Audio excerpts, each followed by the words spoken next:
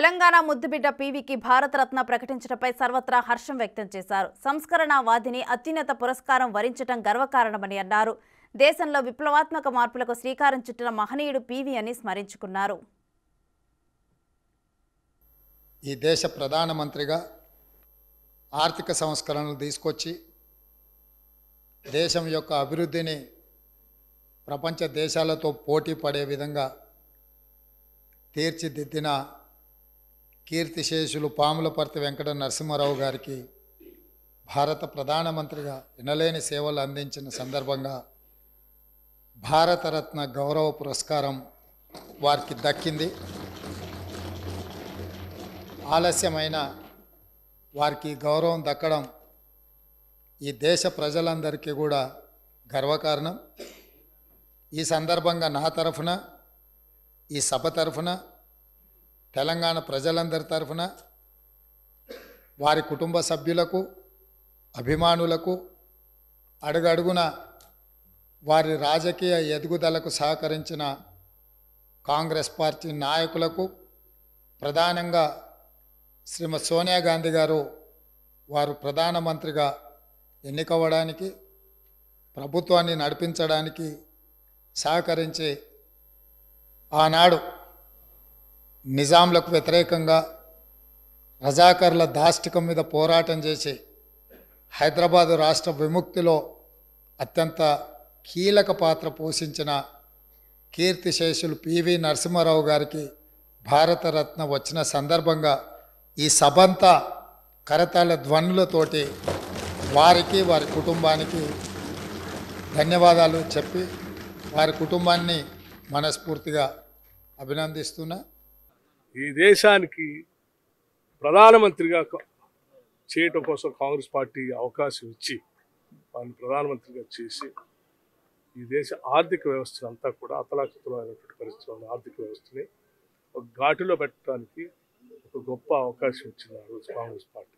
ఇచ్చినటువంటి అవకాశాన్ని వారు ఈ దేశ పాలనలో 5 ఏళ్ళు అనేక ఇబ్బందులు ఎదుర్కొంటూ కూడా అద్భుతమైన నిర్ణయాలు చేసి ఈ దేశంలో ఉన్నటువంటి బంగారం మొత్తం కూడా తాకట్టు పెట్టి ప్రపంచంలో భారత ప్రభుత్వం యొక్క ప్రతిష్ట దెబ్బతింటున్నటువంటి పరిస్థితుల్లో, అట్లాగే గ్లోబలైజేషన్ జరుగుతున్న క్రమంలో వాటన్నిటిని సరైనటువంటి సరళీకృతమైనటువంటి ఆర్థిక విధానాలు తీసుకొని తాకట్టు పెట్టిన బంగారాన్ని తెచ్చి ఈ దేశ ఆర్థిక వ్యవస్థను ఘాట్లో పెట్టి మొత్తం సజావుగా చేసి ఈ దేశ పతాకాన్ని రెపరెపలాడించినటువంటి గొప్ప నాయకుడు పివి నరసింహారావు గారు.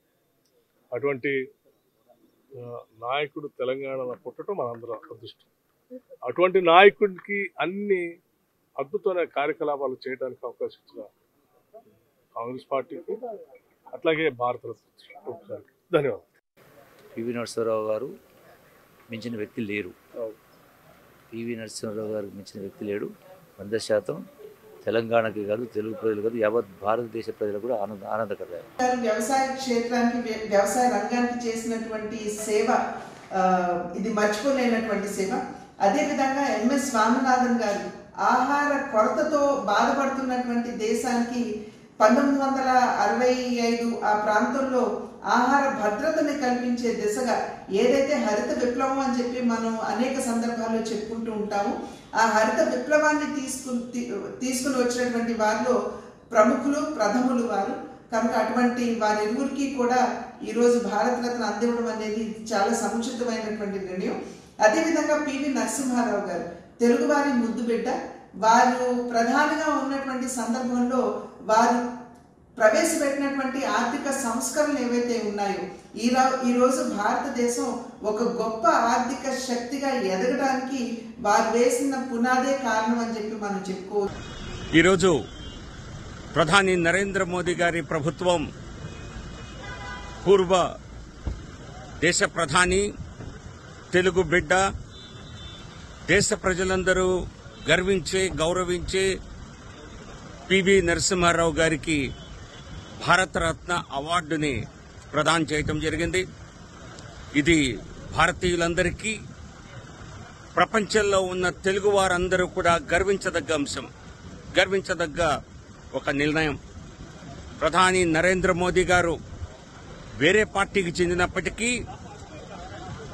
దేశ సేవ అందించినటువంటి అనేక మంది పెద్దల్ని గుర్తించి వారికి గౌరవించడం జరిగింది. కాంగ్రెస్ ప్రభుత్వాలు ఇవ్వనటువంటి గౌరవాన్ని మాజీ ప్రధాని శ్రీ పివి నరసింహారావు గారికి భారతరత్న అవార్డుని ఇవ్వటం ద్వారా ప్రధాని నరేంద్ర మోదీ గారు పివి నరసింహారావు గారి పట్ల చూపించినటువంటి గౌరవానికి, అభిమానానికి, పివి నరసింహారావు గారు చేసినటువంటి దేశ సేవలకి వారికి ఇచ్చినటువంటి గౌరవానికి తెలుగువాడిగా గర్విస్తున్నాను.